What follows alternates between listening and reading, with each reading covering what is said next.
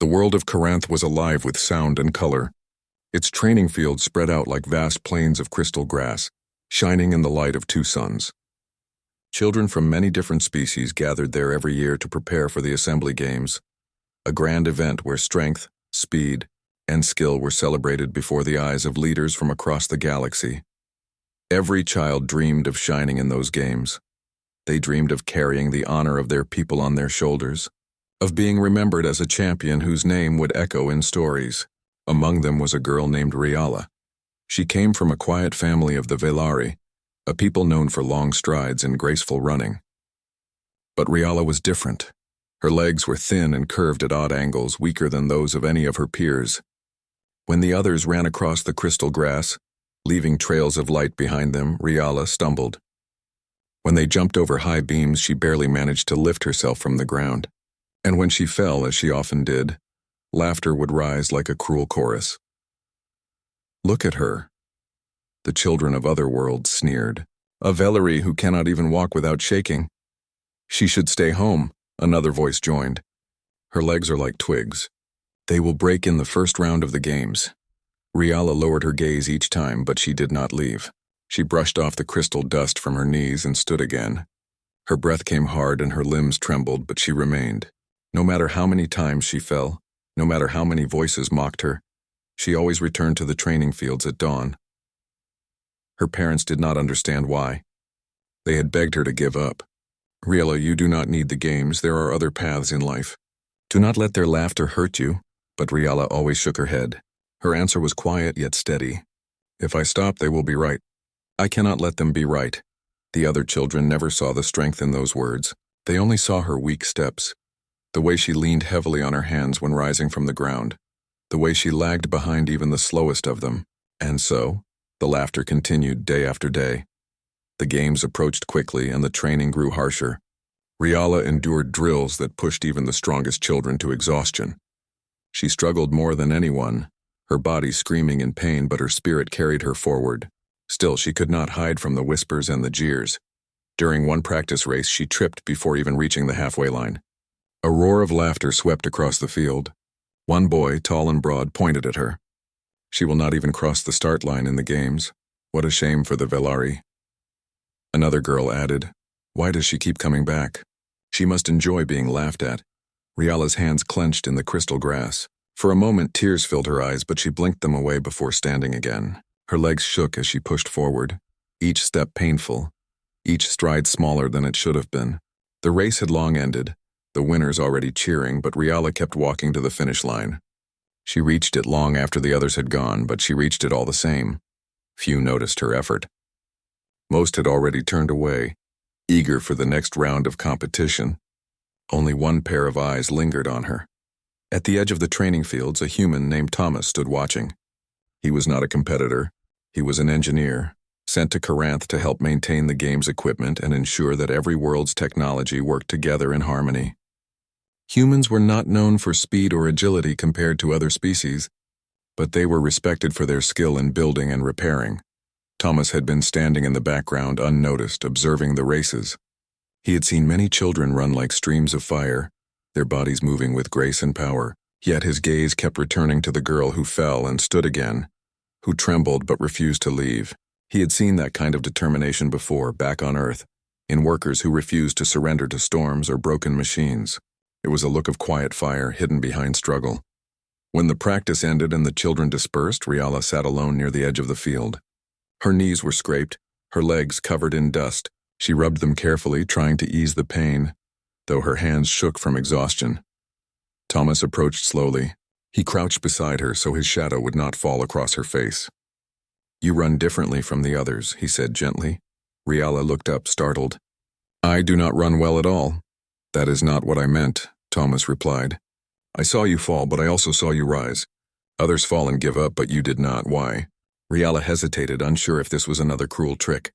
But the man's eyes were calm, his voice without mockery. She lowered her gaze and answered softly, "Because if I stop, they will be right. They will say I was foolish to try.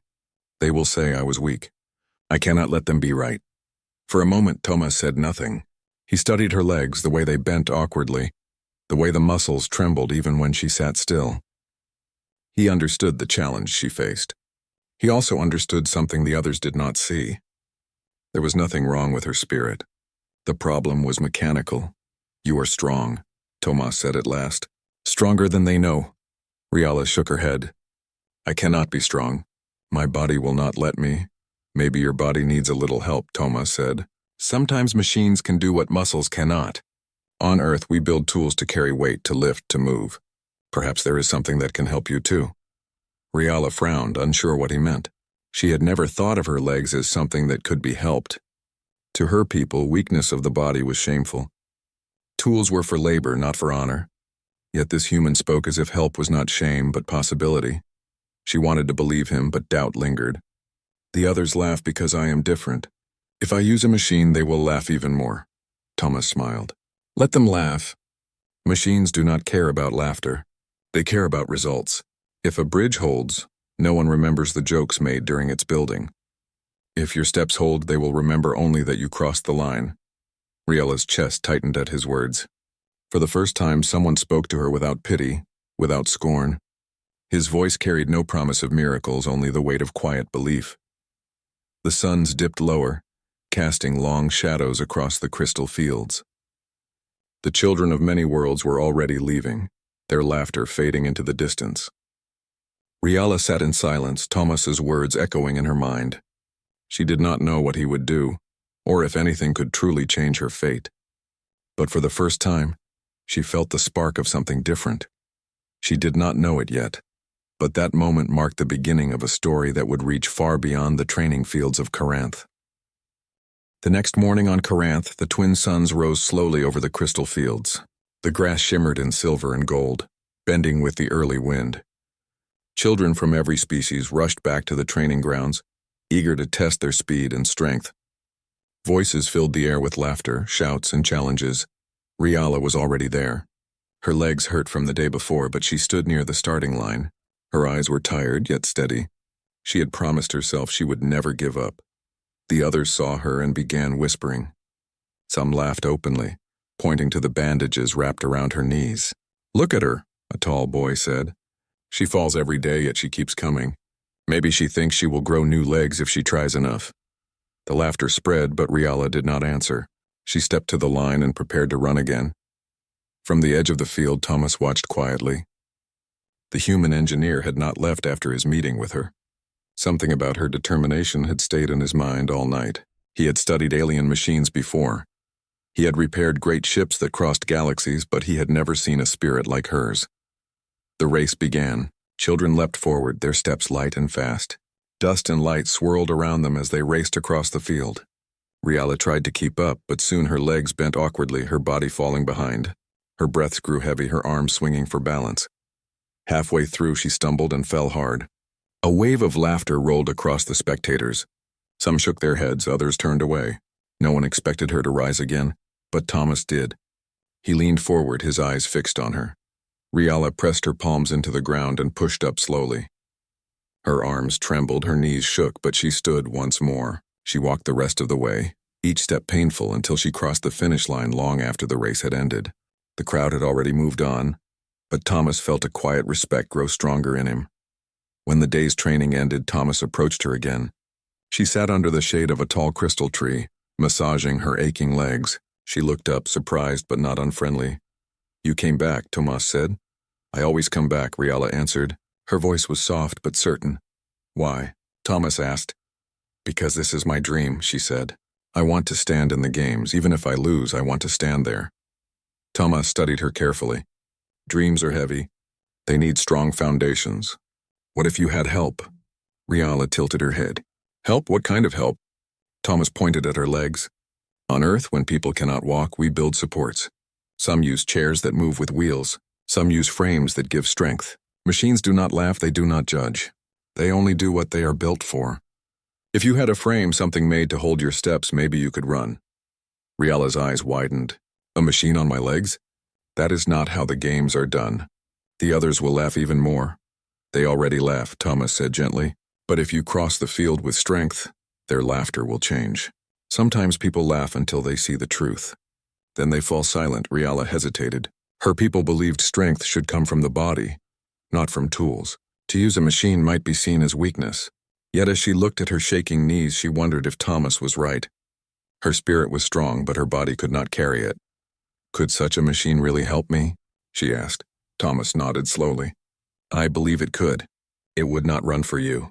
You would still need your will, your balance, your heart, but it would give your legs the strength they cannot hold alone. Riala's hands tightened in her lap. The idea frightened her, but it also gave her hope. She had never imagined there could be another way. Why would you do this for me? She asked. You do not know me, Thomas smiled faintly. On Earth, we believe that problems are not walls. They are puzzles. When I see someone struggle, I do not see failure. I see a puzzle waiting for a solution, and I see someone who deserves a chance. For the first time in many days, Riala felt warmth spread through her chest. She did not know if this stranger could truly change her fate, but his words made her believe it was possible. That evening, Tomas began his work. He stayed in a small workshop near the edge of the training grounds. Inside were pieces of old equipment, spare wires, metal plates, and tools from many different worlds. He studied them carefully, sketching designs on a pad of thin light paper. He thought of Riala's legs, their shape, their weakness, their trembling muscles. He thought of human machines that gave support to broken bones, of braces that helped children walk, of frames that lifted heavy loads. Slowly, a picture began to form in his mind. A pair of light exo-frames that could fit around her legs, bending where she bent, moving where she moved, giving her the push her muscles lacked. The design would not be beautiful. It would not shine like the weapons of warriors or the sleek suits of champions, but it would be strong. It would be built with care, with every joint tested for balance, every piece shaped to fit her. Thomas worked late into the night. Sparks lit the workshop as he cut and shaped metal. As he connected wires and tested small joints, the sounds of his tools echoed, but his mind stayed focused. He thought not of the games or the crowd, but of one girl who refused to stop walking even when the world laughed at her. Meanwhile, Riala lay awake in her home. She stared at the ceiling, her legs aching under the blankets. Doubt whispered in her mind. What if the machine did not work? What if it broke in front of everyone? What if the laughter grew louder? But another thought pushed back. What if it worked? What if she could finally stand not at the back, not crawling across the finish line, but running beside the others? The thought made her heart race. She closed her eyes, clutching the blanket, and whispered to herself, I will try. I must try. The next day, Tomas called her to the workshop. She entered nervously, her eyes widening as she saw the half-finished frames on the table. They looked strange, built of silver and black pieces with soft bands where they would rest against her skin. They are not done yet, Thomas said, but soon they will be ready. Do you want to try when the time comes? Riala touched the frame carefully, her fingers tracing the cool metal. It felt both frightening and promising. She looked at Thomas and nodded. Yes, I will try.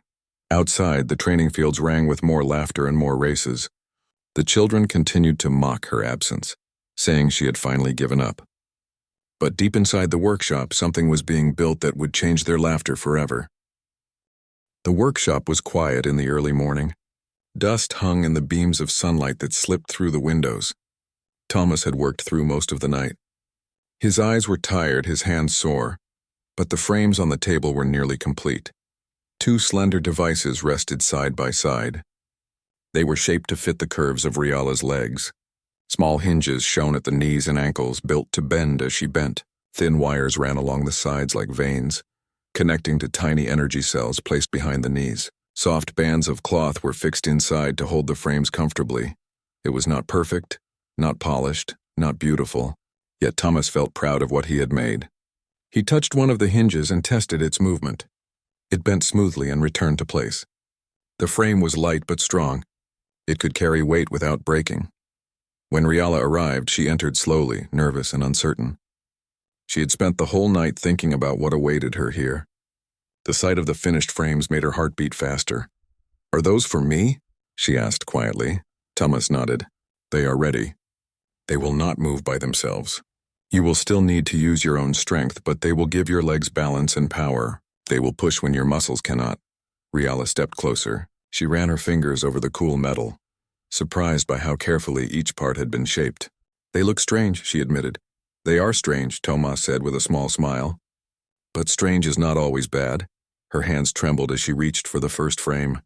Thomas knelt to help her. He guided her thin leg into the structure, fastening the bands gently around her thigh and calf. The metal hugged her leg snugly but not painfully. Then he did the same for the other side. Riala stood still as he tightened the last strap. The weight of the frames felt odd at first, yet lighter than she had feared. Her knees no longer trembled under her own body. It was as if invisible hands were holding her steady. "Try to take a step," Thomas said softly. Riala lifted one foot slowly. The hinge bent and pushed with smooth force. Her foot touched the ground without stumbling. She gasped. For the first time in her life, her step had not wavered. She took another step faster. Again, the frame carried her weight with ease. Her eyes widened, her mouth opening in wonder. She turned to Thomas. "It works," she whispered. "It really works. Keep going," Thomas encouraged.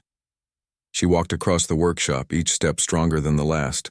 The frames clicked softly with her movement, but her body felt light. For years she had feared falling with every step. Now she felt steady, almost free. Tears filled her eyes as she turned back. "Thomas, I can walk. I can really walk." "You can do more than walk," Thomas said. "You can run." The word struck her like a dream. Run. It was something she had never done without falling. Something she had only watched from afar. Her legs trembled with excitement now, not weakness. "Then let me try," she said. Thomas led her outside. The training fields were busy with children again. Races and drills filled the air with shouts. When they saw Riala approaching in the strange frames, laughter rose at once. "Look at her," one boy sneered. "Now she wears metal legs. She looks like a broken toy." Another girl laughed. "She thinks machines will save her. Soon she will fall harder than ever." Riala's cheeks burned at their words, but she remembered what Thomas had told her. Machines do not care about laughter. They care about results. She took her place at the edge of the field. "Do not think of them," Thomas said. "Think of the finish line. Think of the steps between." Riala nodded. She bent her knees, feeling the frames respond. Then she pushed forward. Her first stride was awkward, but the frames caught her balance. Her second was smoother. By the third, she was moving faster than she had ever moved. The metal joints worked with her, not against her, giving her the push her legs had always lacked. Gasps rose from the field. Children who had mocked her stopped mid-laugh. They watched as Riala ran across the crystal grass, her hair streaming behind her, her face glowing with wonder. She reached the far end of the field without falling. She turned and looked back at the others, her chest rising with heavy breaths but her eyes bright. For a long moment there was silence. Then whispers spread. She ran. She really ran. How is that possible? Riala's heart pounded with joy. She had crossed the field not as a joke, not as the last to crawl across the line, but as someone who could stand beside the others. She had done what they thought impossible. Thomas approached her slowly, his voice calm but filled with pride. "What did I tell you? The laughter fades when the truth is seen." Riala smiled through her tears. "I can run. I can truly run." The rest of the day she practiced again and again. Each run grew faster, each stride smoother. Her body ached, but the frames supported her. By evening, she could leap small beams that had always stopped her before. The children no longer laughed. Some watched with awe, others with fear. They had never seen weakness transformed into strength so suddenly. To them, it was unthinkable. As the sun set, Riala stood at the edge of the field looking at the horizon. For the first time in her life, she did not fear the games. She did not imagine herself crawling to the finish line while others laughed. She imagined herself running, leaping, standing tall before the assembly. Beside her, Thomas rested his tools. His work was not finished. He still needed to improve the frames to make them stronger and lighter. But in his heart, he knew this was only the beginning. "Riala," he said quietly, "today you took your first step. Tomorrow, you will take many more. One day the whole assembly will see what I saw in you from the start." Riala turned to him, her voice steady. "They thought I was weak. They thought I was hopeless. But you gave me a chance. I will not waste it." And as the stars rose over Corinth, a new fire burned inside her. The girl who had once been the target of laughter had found her strength. And with it, she had begun a journey that would change more than her own life. It would change the way the galaxy looked at humans, at machines, and at the power of never giving up. The days that followed were filled with change. Riala returned to the training fields each morning. no longer dragging her weak legs but standing tall in the frames Thomas had built for her. The first steps had been shaky, but each day she grew more confident. Her strides lengthened, her balance steadied, and her speed increased. At first, the other children whispered among themselves, their eyes filled with doubt. Some believed it was only a trick. Others said the frames would break when she pushed too hard. Many laughed again, claiming that no machine could hide weakness, but as Riala trained, the laughter faded. They watched her run across the crystal grass without falling. They watched her leap over beams that once mocked her. They watched her finish practice races without crawling to the line. Day by day, the impossible became real before their eyes. Still, whispers of doubt followed her. She cheats, some said. The games are for true strength, not machines. Others shook their heads. It is not her running. It is the human's device. Riala heard every word, but she refused to let them bury her spirit. When she felt doubt, she remembered the feeling of her first steady step. When she felt fear, she remembered Tomas's voice telling her machines do not care about laughter, only results. Tomas himself worked tirelessly. Every evening after training, he brought Riala back to the workshop. He studied the frames, tightened bolts, replaced wires, and adjusted the bands for comfort. He added small changes, making the joint smoother, the weight lighter, and the energy flow stronger. "Your legs are learning," he told her one night as she sat on the workbench. Sweat on her forehead but pride in her eyes. "These frames are not carrying you. They are guiding you. Soon they will feel like a part of you." Riala smiled faintly. "When I first wore them, they felt strange. Now I forget they are even there. It feels like they were always my legs." "That is how it should be," Tomas said. "A good machine disappears. It becomes part of the person who uses it." The games drew closer with every sunrise. The assembly would soon gather, and children from 100 worlds would stand to prove their strength. The thought filled Riala with both hope and fear. She wanted to show the galaxy what she could do, but she knew the eyes of many would be fixed on her with suspicion. One evening, after a long day of training, Riala asked Tomas, "What if they do not let me compete? What if they say the frames are against the rules?" Tomas looked at her carefully. "Then you must show them that the strength is yours, not mine. These frames do not run by themselves. They only help your body do what your spirit already commands. If the assembly sees your heart, they cannot deny you." Riala nodded, though her hands clenched tightly in her lap. She wanted to believe his words. She wanted to trust that the truth would be seen. The next day, the Council of Trainers called for a trial. They had heard too many voices arguing about the strange Velari girl who now ran like the wind. They wanted proof. When Riala arrived at the field, the crowd was larger than ever. Children and adults gathered around, their faces filled with curiosity and doubt. The council stood at the front, their robes flowing in the morning breeze. One of them, a stern figure with silver eyes, spoke loudly. "Riala of the Velari, you claim you are ready for the games. You wear human machines that no other child has worn. Some say you cheat. Some say you bring shame to the games. Today you will prove the truth. You will run before us all. If you fall, you will not enter the games. If you succeed, you may compete." Riala's heart pounded. She looked at Thomas, who stood near the edge of the crowd, his arms crossed calmly. His eyes met hers, and though he said nothing, she heard his voice in her mind. "Think of the finish line, think of the steps between." She stepped forward. The crystal grass shimmered under her feet. The other children watched closely, some with mocking smiles, others with uneasy silence. The trial began. Riala bent her knees, feeling the frames shift smoothly. She pushed forward. Her first stride carried her ahead with strength. Her second was faster. By the third, she was running. Gasps rose from the crowd. She moved with speed, her hair flying behind her, her eyes fixed on the line ahead. The frames clicked softly with each step, but the sound was drowned by the rush of the wind. She leapt over the first beam with ease. She ducked under the second without losing pace. Her breath came hard, but her body did not stumble. She reached the far line and turned sharply, sprinting back toward the council. The children stared, their mouths open. The trainers leaned forward, their eyes wide. None had expected her to move so smoothly, so quickly. When she crossed the finish line, she stopped before the council, her chest heaving but her gaze steady. The field was silent.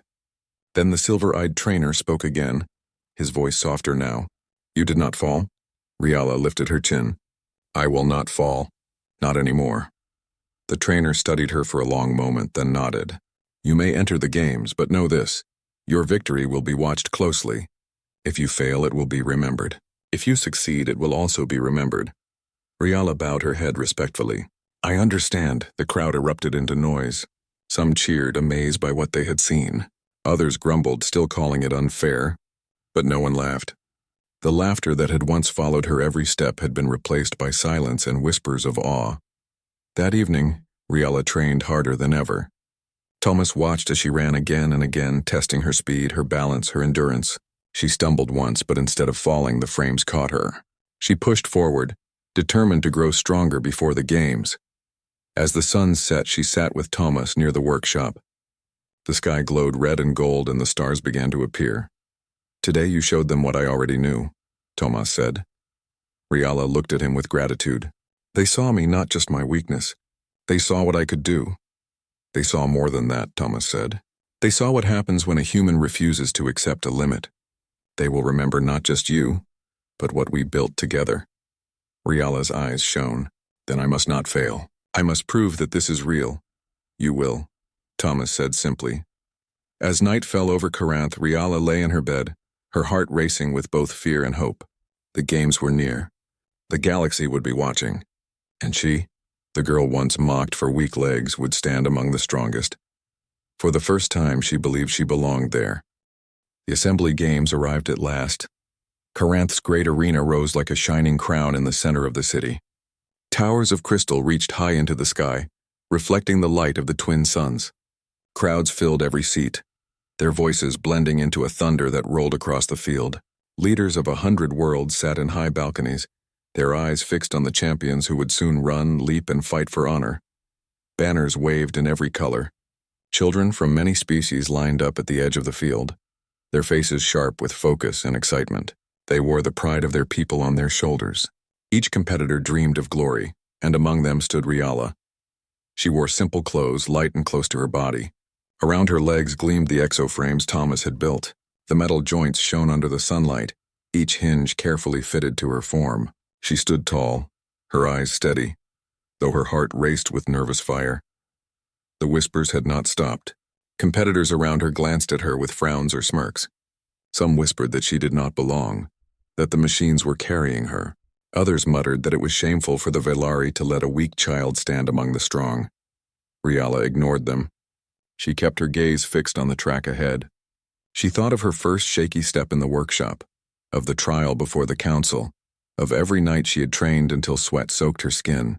She remembered the laughter that once followed her and the silence that came after her first true run. The trumpets of the assembly sounded. The games began. The first event was the sprint. A line was drawn across the shining grass, leading far into the distance. The competitors stepped forward, ready to show their speed. Riala took her place at the start line. The crowd fell into a hush. Every eye turned to her. A voice boomed from the high balcony. Children of the stars, show us your strength. The horn sounded. The runners burst forward like arrows. Dust flew from their feet. Riala pushed off with her frames. Her legs drove her forward, each step steady and strong. She did not stumble. She did not fall. She matched the others, stride for stride. Gasps rose from the crowd. Many had expected her to collapse at once. Instead, she ran with power, her hair streaming behind her, her face set with fierce determination. She was not the fastest, but she was not the slowest either. For the first time in her life, she was part of the race. When she crossed the finish line, cheers erupted.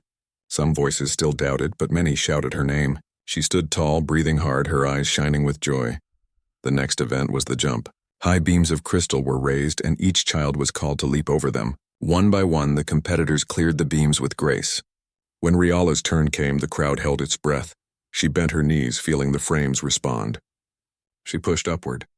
The joints released their hidden strength, and she soared higher than she had ever dreamed. She cleared the beam and landed lightly on the other side. The arena exploded with sound. For a moment, Riala stood frozen, unable to believe what she had done. Then she smiled, wide and bright, as the cheers rolled over her. Event after event passed. In the races, she held her ground. In the obstacle courses, she moved with new agility. In the endurance runs, she pushed through pain, the frames carrying her where her muscles once failed. Each time she proved that she was not the weak girl they had mocked, but a competitor who belonged among the strong. Thomas watched from the side of the arena. He did not cheer loudly, but his eyes shone with quiet pride. He saw not just his machine succeed, but Riala's spirit shining through every stride. He knew that without her courage, the frames would be nothing more than metal. It was her will that made them alive. As the games neared their end, the assembly prepared for the final event. It was the Great Relay, the race that tested both speed and endurance across a long course of obstacles. Every competitor would take part. The winner of the relay was often remembered as the true champion of the games. Riala took her place at the starting line once more. Around her, the strongest children of many worlds stretched their limbs, confident and proud. Some still glanced at her with scorn, but she no longer felt their doubt as a weight. She had already proved herself. Now she ran for something greater. The horn sounded. The runners surged forward. The course was long and harsh. They leapt over wide gaps, climbed high walls, and raced across uneven ground. Dust and light filled the air. Riala pushed herself harder than ever. The frame supported her, but the effort was still hers. Her muscles burned, her lungs ached, sweat ran down her face. Yet she did not slow. Each time an obstacle rose before her, she remembered the laughter of the past and drove herself over it. Halfway through the race, a great wall loomed. Several children stumbled, sliding back down. Riala pressed her hands against the surface, her legs pushing with the aid of the frames. Inch by inch she climbed, her teeth clenched, her heart pounding. With a final push, she reached the top and pulled herself over. The crowd roared. She landed on the other side and kept running. Her pace was steady, her focus sharp. The finish line drew nearer. The leaders were ahead of her, but she did not care. She did not need to win. She only needed to finish to prove that her place here was real. At last, she crossed the line. She stumbled to her knees, gasping for breath, but she was smiling. Around her, the arena thundered with cheers. Her name was shouted again and again. High above, the council of the assembly stood. The silver-eyed trainer who had once doubted her raised his hand for silence. His voice carried across the field. Children of the stars, today we have witnessed something rare. We have seen not only strength of body, but strength of spirit. This Velari girl was mocked for weakness, yet she stands here as a competitor who did not fall. She stands because of her will and because of a human who saw a puzzle where others saw failure. The council turned their gaze toward Thomas. The crowd followed, clapping and cheering for the quiet engineer. Thomas bowed his head humbly, though his heart swelled with pride. The silver-eyed trainer spoke again. Let it be remembered. In these games, we do not honor only those who win. We honor those who show us what it means to rise when all expect them to fall. Riala has shown us this truth, and the human Thomas has reminded us that weakness is only the beginning of strength. The arena erupted into thunder. Riala stood, her chest heaving, her eyes shining with tears. For the first time in her life, she felt not shame, not doubt, but honor. She raised her hand to the crowd, and the cheers grew louder still. That night, as the stars filled the sky, Riala sat with Thomas outside the arena. The air was cool, the city alive with celebration. She looked at him and said softly, "You gave me legs that could run. But more than that, you gave me the chance to believe in myself. I will never forget it." Thomas shook his head. "I gave you a tool. You gave yourself the courage. That is what the galaxy saw today." Riala smiled, her heart full. They laughed once, but now they cheer. And in that moment, under the endless stars, she knew her journey was only beginning. The girl with weak legs had become a symbol of strength, and the human who believed in her had shown the galaxy once again why humans could never be ignored.